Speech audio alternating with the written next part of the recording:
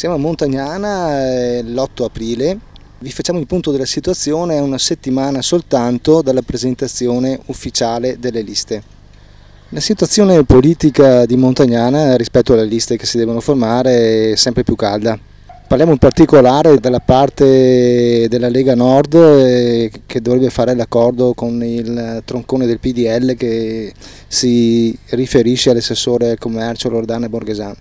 È da molto tempo che stanno trattando, però queste trattative non sono arrivate ancora al dunque. La situazione della trattativa fra Argenton e la Borghesan non è ancora definita. Oggi verrà giù il dirigente provinciale della Lega, Bricolo, oggi pomeriggio, e sarà definita la situazione. Può darsi che la Lega corra da sola, come che si accordi con la Borghesan. La Borghesan può contare sull'apporto di Severino Furlan, che ha raccolto l'eredità dalla lista ex Maggiolo, solo che anche lui è scontento perché non ha ricevuto l'attenzione che meritava.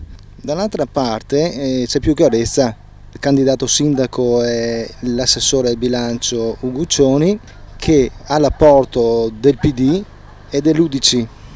La Borghesan ha vinto alla grande l'indagine proposta dal Mattino sul candidato ideale come sindaco e secondo è arrivato Claudio Argenton, nominato candidato sindaco della Lega Nord.